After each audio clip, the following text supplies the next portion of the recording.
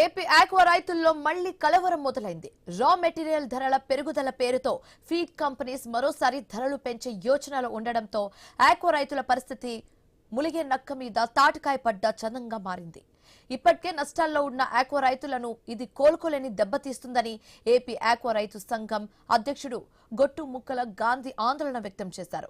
నాణ్యమైన సీడ్ అందక రైతులు తీవ్రంగా నష్టపోతున్నారని, ప్రాసెసింగ్ కష్టాలను ప్రభుత్వం గుర్తించకపోతే ఆక్వా కల్చర్ చేయలేమని తేల్చి చెప్పారు.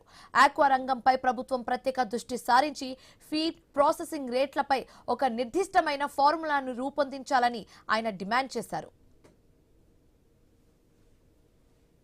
ఈ ఫార్ములా ప్రకారం ఫీడ్ రేట్లు కనుక పెంచవలసి వస్తే మరి మనం కూడా రైతుకి ఈ రోజు మొన్నటిదాకా 240 రూపాయలు కౌంట్ ఉంది.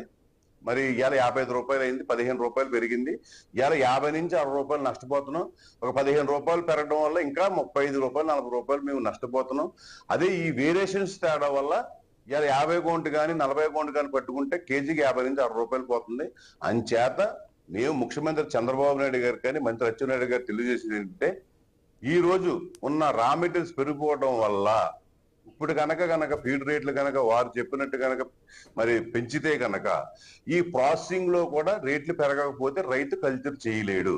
అంచేత దయవుంచి మేము ఏదైతే ప్రాసెసింగ్ లో మాకు ఫార్ములా ప్రకారం మరి రైతుకి ఎంత నష్టపోతున్నాడో తేలాలి. అలాగే వేరియేషన్స్ పెరగాలి. వేరియేషన్స్ పెరగడానికి సేపు ఈ ఫీడ్ రేట్లు పెరగడానికి వీలు లేదని చెప్పి మరి మేము గౌరవ ముఖ్యమంత్రికి కానీ చంద్రబాబు నాయుడు గారు అలాగే మంత్రి అచ్చెన్నాయుడు గారిని తెలియజేసుకుంటున్నాం.